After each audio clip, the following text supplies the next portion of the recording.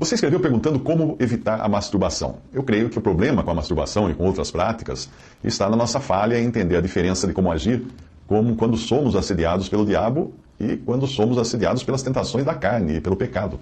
Tiago 4,7 diz assim: sujeitai-vos, pois, a Deus, resisti ao diabo e ele fugirá de vós. Quando nós somos atacados pelo diabo, seja por circunstâncias adversas, como aconteceu com Jó, seja por insinuações doutrinárias, aí o nosso papel é resistir. Nós devemos lutar aquela luta, porque é uma luta travada nos lugares celestiais contra hostes e potestades do mal. E Deus nos dá uma armadura para isso, nós estamos bem equipados. Mas quando o assunto é o pecado e as tentações, não existe uma exortação para resistirmos a elas, simplesmente porque nós não conseguimos resistir. Só de pensar numa tentação, você fica mais propenso ainda a cair nela, porque ela encontra uma resposta na nossa carne. Nós sentimos prazer em pensar numa tentação da carne.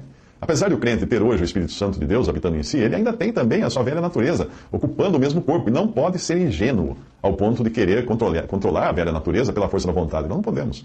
Então a resposta de Deus para o pecado, especificamente da carne, é a seguinte: veja só, o verbo não é resistir, ele não fala resistir à prostituição, não, ele fala fugir da prostituição.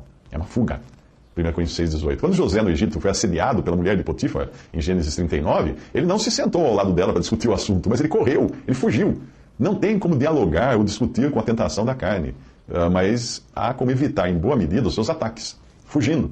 No caso da masturbação, é muito claro que situações insinuantes, como filmes, novelas, revistas, fotos na internet e um sem número de apelos aí, podem despertar o desejo. Por isso o crente deve fugir dessas coisas. Sim, fugir dessas coisas, para evitar onde começa o problema.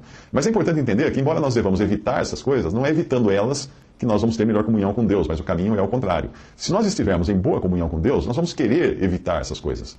Nesse caso, o ato de fugir será uma consequência de andar perto do Senhor.